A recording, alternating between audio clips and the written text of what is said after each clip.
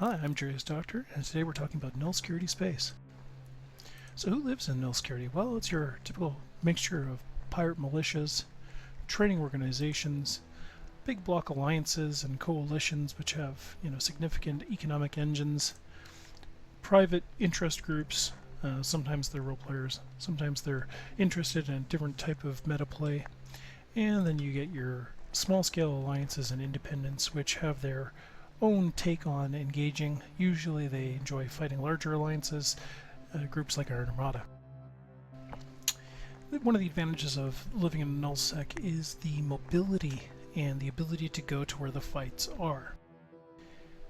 People who own their space and can engage in large battles and field larger fleets get to bring out the big guns. And typically you'll see the big fights happening in nullsec, and I can tell you from first-hand experience they are something to be seen. So why do the big fights happen in Null? Well, a few reasons actually.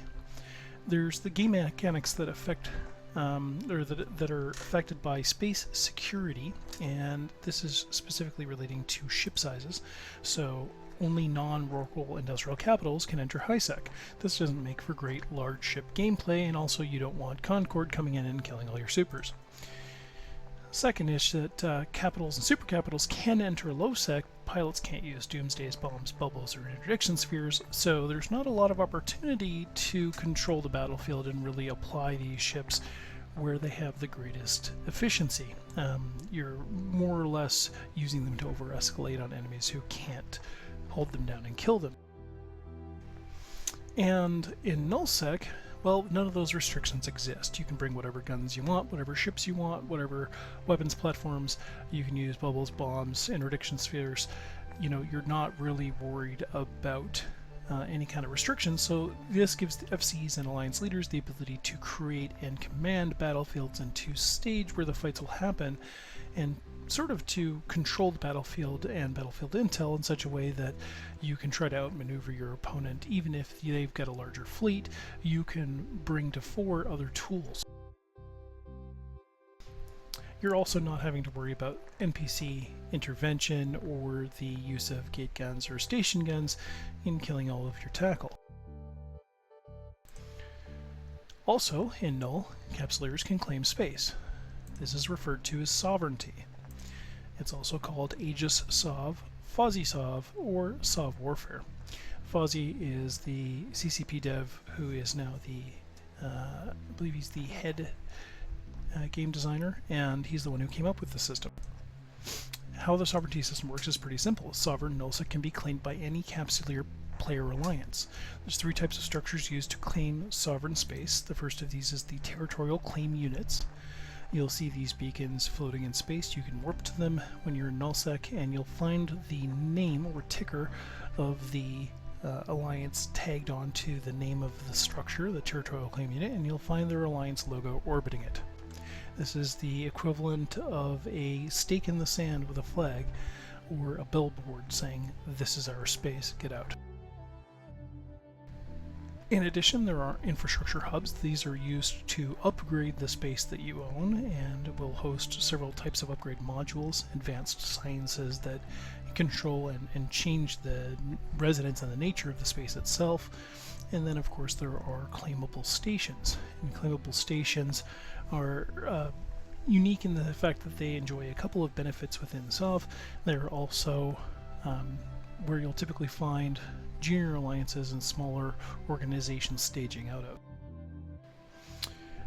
They are claimed using an Entosis link module. This is called Entosising.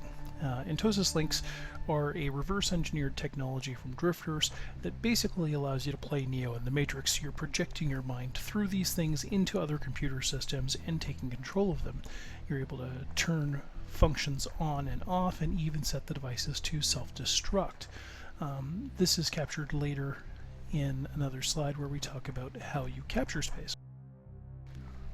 First, you need space to claim. NPC null is not claimable. You can tell if it's NPC null because it says so in the map, and also because of the fact that there's no claimable status.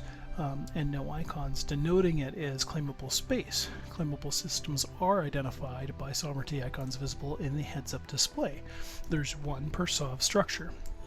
To fully claim space, you need a TCU and iHub and control of the stations, in which point your control over that space is pretty much lock solid without getting into talk of citadels and how they affect gameplay. But in terms of the Aegis SOV mechanic, that's space control.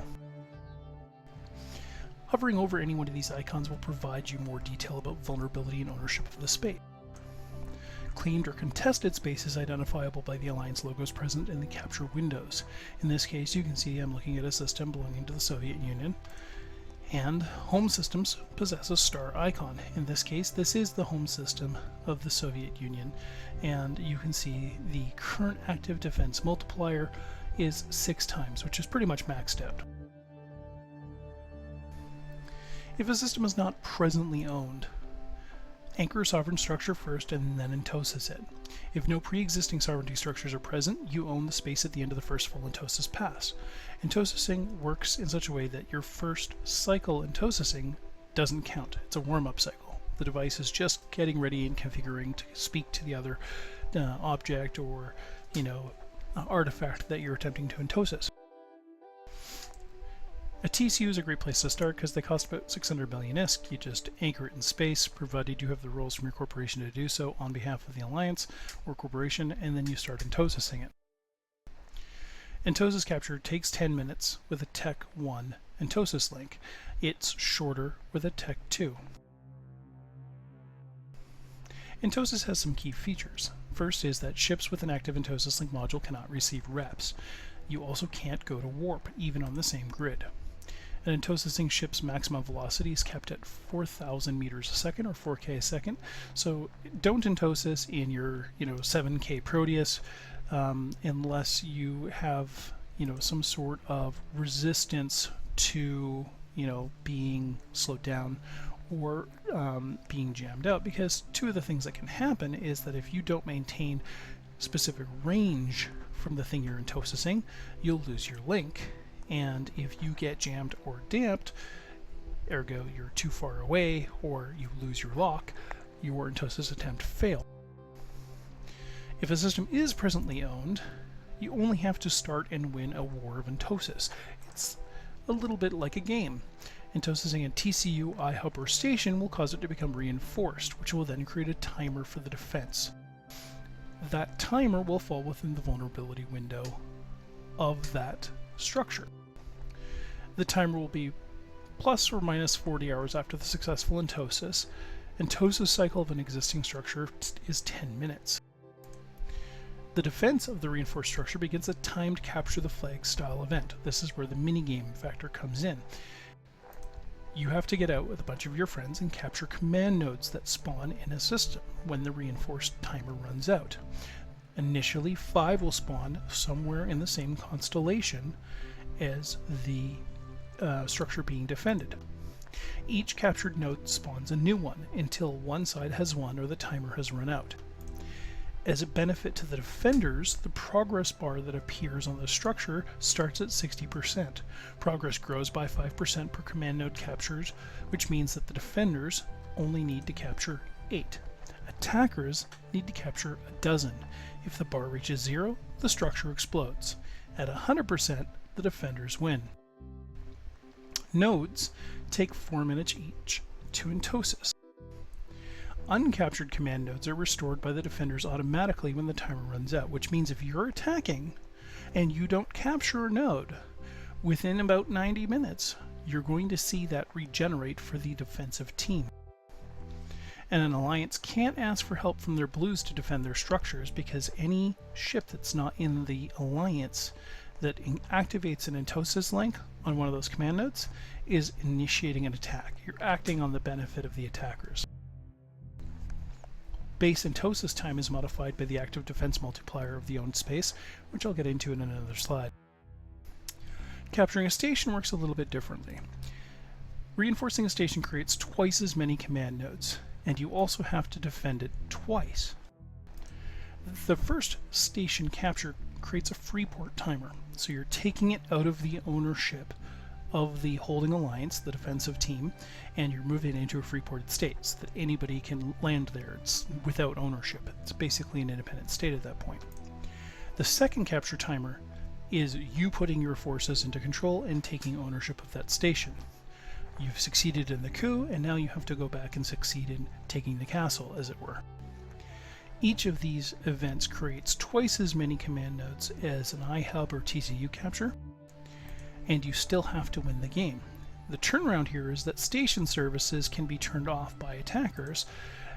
It takes about 4 minutes each to make the job more difficult for the defenders. So if there is ship fitting services or a clone service running in that station, the attackers can turn it off to prevent people from fitting up new ships, jumping into replacements by coming in with clones. So if you're not at that fight when the fight is set to start and that's not set as your home station, good luck getting in.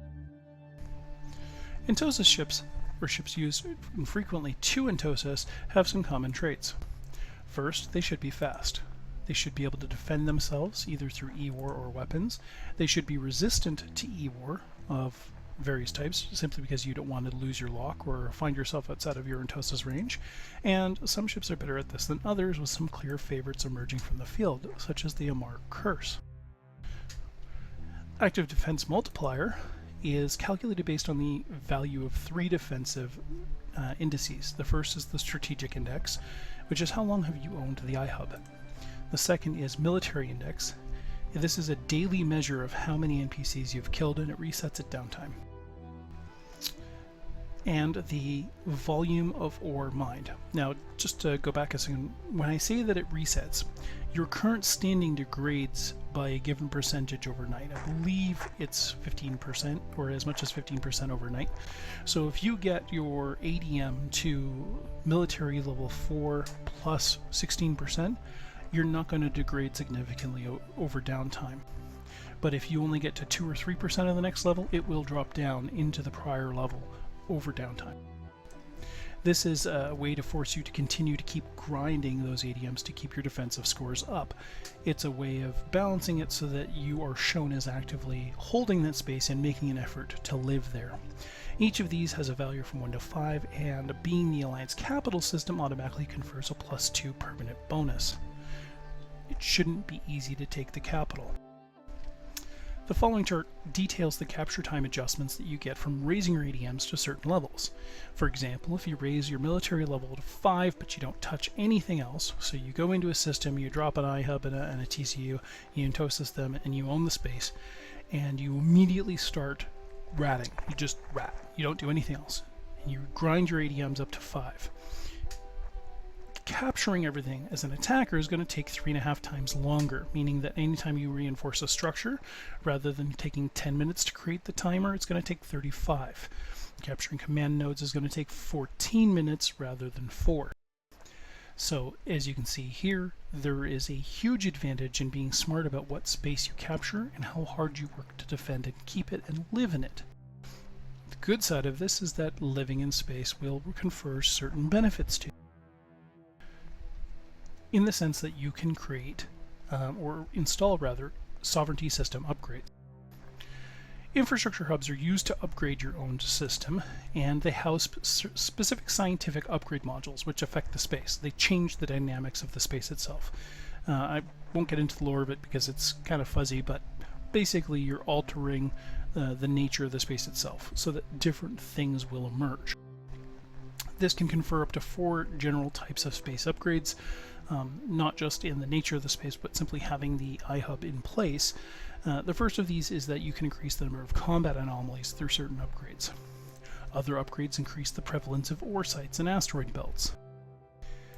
Yet again, more will generate signatures, so across your constellation, more wormholes will spawn, more data and hacking sites will get pulled out of the rifts of space, and you will also find your ability to host improved infrastructure. This includes things like jump bridges, cynosural field jammers, and it will confer at some point in the future benefits upon citadels. Hasn't really been discussed, but given the fact that posses, which are presently affected by space ownership are being removed from the game, I can only reason that it's only a matter of time before Citadels will see some sort of inherent benefit. Infrastructure hub upgrades cannot be installed until you've got an ADM or 2 or higher, I believe. I may be wrong on that one. Upgrades will produce better results the higher the system ADM rises. I'll post in the comments a link to an article that details the benefits that you get and the types of combat anomalies that will spawn at higher ADMs.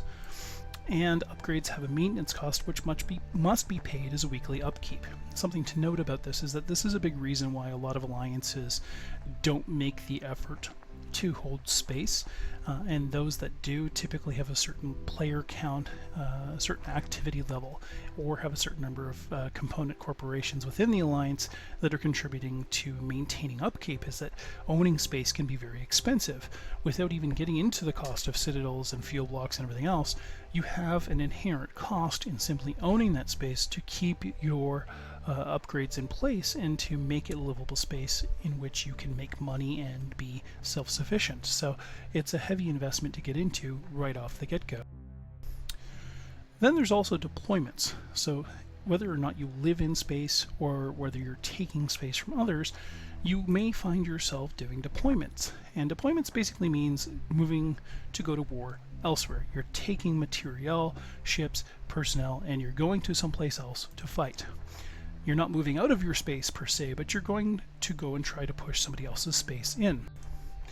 Reasons for deployment actions are supporting the territorial claim effort of an ally. Maybe you're coming to the assistance of a blue who needs to expand their space so they can continue to be self-sufficient. Or maybe they're fighting to help you take space for your alliance. Whether you expand your borders, whether you're grabbing extra pockets because you've had another corporation come into your coalition and they need assistance and they need a space out of which to live, you're basically making room for yourself and your allies. And borders expansions are a big part of wars in EVE Online. And then there's also pushing back on your enemies. When somebody goes to expand their borders and they start hedging in on yours, you want to be able to basically draw the line in the sand and push back against them. And sometimes you're just out to stir the pot. There's no better reason to start a war in EVE Online than to go and give somebody a black eye who deserves it, or maybe just to have some fun. We often picture the big battles that happen over unpaid SOV rent bills and, you know, the kind of events like the bloodbath of BTEC R5RB, but it's not as glorious as you imagine. It's not like the trailers that CCP's art team has provided us. I mean, they are glorious and they do a good job of presenting the in-game assets, but a lot of players who come to nullsec for the first time and fighting large fights, if they're not properly prepared, can find themselves a little overwhelmed by having a station that is completely bubble humped in every possible direction, and they're facing a wall-on-wall fleet of 200 ships either side, battleship and bigger, fighting over a station timer. It seems a little less glorious when you word it that way, but I guarantee you this is the kind of content you want to engage in EVE Online if you're into PvP, because it's a hell of a lot of fun, even if it's a little bit confusing to look at. In my next video, I'm going to get into bubbles, interdiction, and bombs, other area of effects. Thank you very much for watching. I hope that you've enjoyed this video. If you like my videos, please like, subscribe, and share, and definitely recommend me to your friends. Have a great day. This is Jurius Doctor.